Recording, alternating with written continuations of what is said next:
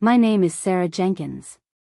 I'm 32 years old, and I'm a landscape architect.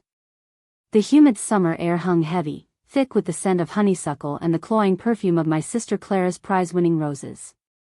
We were at her annual garden party, an event she orchestrated with military precision, designed to showcase her impeccable taste and, by extension, her impeccable life.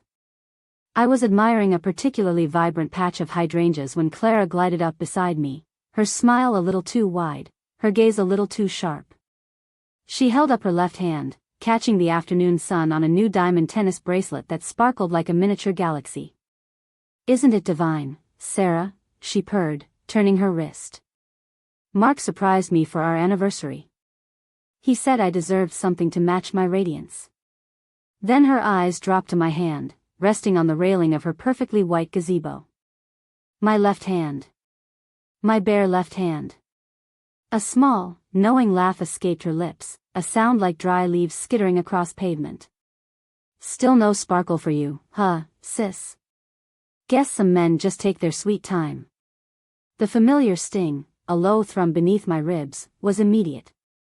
I felt my cheeks warm, but I kept my expression neutral, my gaze fixed on a distant hummingbird. What I didn't understand yet was just how quickly that bare finger would become a symbol, not of absence, but of anticipation.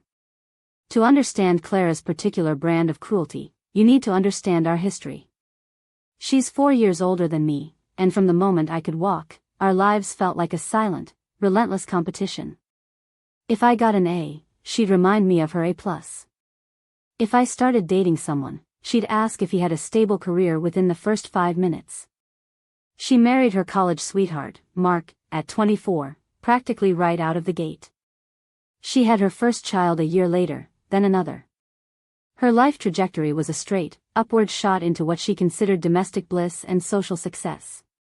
Mine, on the other hand, was a meandering path through art school, a couple of false starts, and finally, a demanding career I loved but that didn't come with a husband or 2.5 children on a predictable timeline. Clara's garden, where this annual party was held, was a perfect metaphor for her life. Every shrub was pruned to perfection, every flower bed meticulously arranged by color and height. It was beautiful, undeniably, but it lacked the wild, organic spirit I cherished in my own designs. She'd often tease me about my earthy aesthetic, implying it was somehow less sophisticated, less valuable. This extended to my personal life. For years, I endured her pointed questions at family gatherings. "Still single, Sarah? Don't you worry about being alone?" Or, "Daniel's a nice boy, but what are his intentions?" She didn't mean it kindly. She meant it as a way to highlight my perceived shortcomings against her own perfectly cultivated existence. I met Daniel Hayes 3 years ago. He's a software engineer, quiet and brilliant, with a dry wit that always makes me laugh. We built a life together that felt strong and authentic. We shared a duplex, cooked together, hiked, and supported each other's passions. We'd talked about marriage, about a future, but always in a gentle, unpressured way. We both believed in choosing the right time, not rushing into something because of external expectations. Daniel was everything I wanted, and I felt secure in our connection, even without a ring on my finger. Clara, however, saw my bare hand as a glaring omission, a flaw in my otherwise competent life, and she wasn't shy about using it as leverage. A few months before the garden party, during a family dinner at Mom's house, Clara had been particularly relentless. Daniel was there, sitting beside me, listening patiently as Clara recounted her romantic, elaborate proposal story for the 10th time. Then she turned to me, a sweet, concerned look plastered on her face. "You know, Sarah, Daniel's a wonderful man, truly. But you two have been together for so long now. Don't you ever worry he's just comfortable? That he's not serious about taking the next step?" The table went silent. My mother shifted uncomfortably, and Daniel's jaw tightened almost imperceptibly. I felt a flush of anger, but I managed a calm smile. "We're serious about each other, Clara," I said, my voice steady. "And we're on our own timeline." Clara just patted my arm, a patronizing gesture. "Of course, dear. Just looking out for you." It was a subtle attack, designed to plant seeds of doubt, not just in my mind, but in Daniel's, and in our family's. That detail mattered later. After that dinner, Daniel and I had a long talk. I confessed how much Clara's comments had gotten under my skin, how they made me question things I knew to be true. He listened, holding my hand, his thumb tracing patterns on my knuckles. "Sarah," he'd said, his voice earnest, "my commitment to you isn't defined by a piece of jewelry or a timeline dictated by your sister. It's in every day we choose each other, every plan we make. We'll get there, in our own time, when it feels right for us." His words had been a balm, reaffirming the strength of our bond. I knew he meant it. Still, Clara's persistent prodding, her consistent attempts to diminish my choices, chipped away at my patience. Today, at her garden party, the bare finger comment felt like the culmination of years of thinly veiled jabs. The sun was beginning to dip, casting long shadows across the manicured lawn. Clara, emboldened by her new bracelet and a few glasses of rose, was holding court by the koi pond, her voice carrying over the gentle splash of the fountain.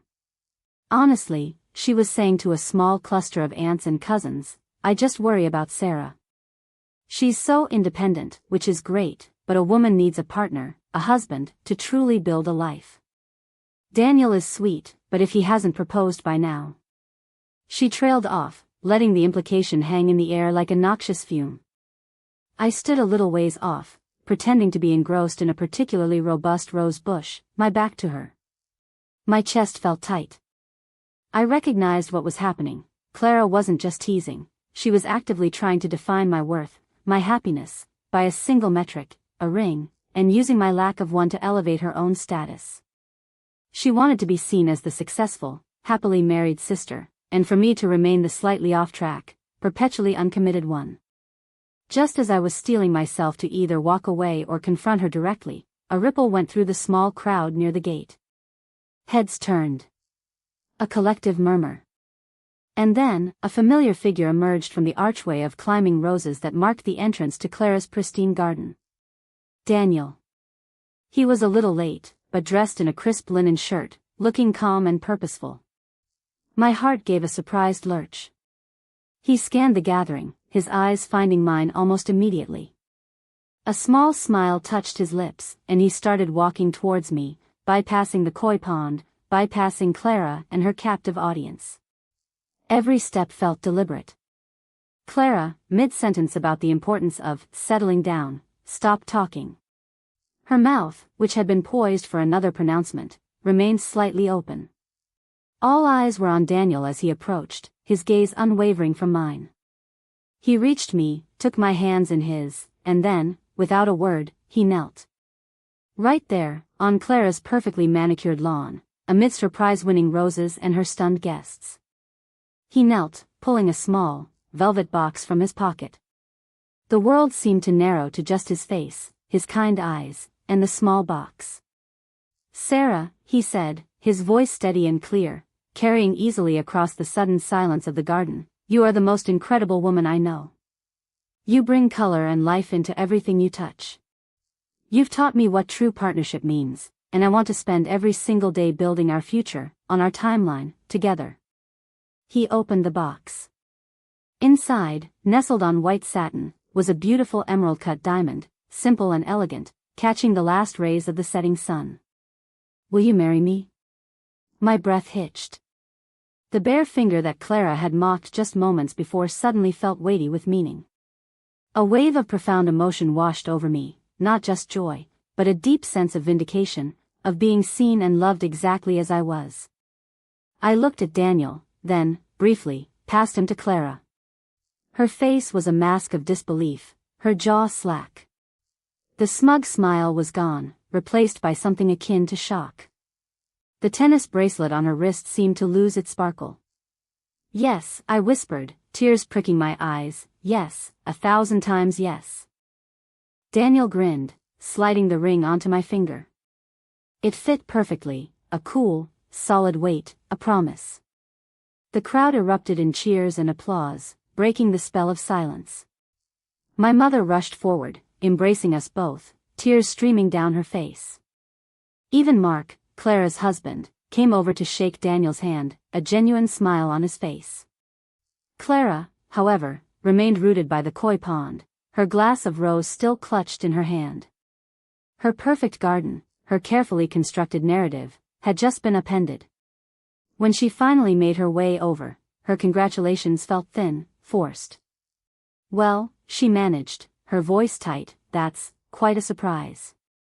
"Finally, Sarah. Good for you." The words lacked any real warmth, but the sting was gone for me. Her opinion, her judgment, no longer held any power. Over the next few weeks, the dynamics shifted palpably. The engagement announcement was met with genuine excitement from friends and family. Clara, surprisingly, became quieter. The pointed questions stopped. The subtle digs about my life choices vanished.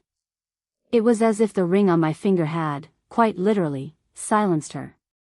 I realized that her need to diminish me had been rooted in her own insecurity, her need for her life to be perceived as the right one. When my happiness became undeniable, when my relationship was publicly affirmed, her leverage evaporated. Daniel and I started planning our wedding, a smaller, more intimate affair, far removed from the grand spectacles Clara preferred. I found myself setting firmer boundaries with her, politely but firmly shutting down any attempts to dictate my choices or comment on my life. The bare finger that had been a source of humiliation was now adorned with a symbol of love and commitment chosen on our terms. Clara's garden, with its rigid perfection, still felt beautiful, but it no longer felt like a place of judgment. Now, when I walked through it, I saw it merely as a backdrop, a stage where my own story had taken a beautiful, unexpected turn, blooming in its own wild, perfect way.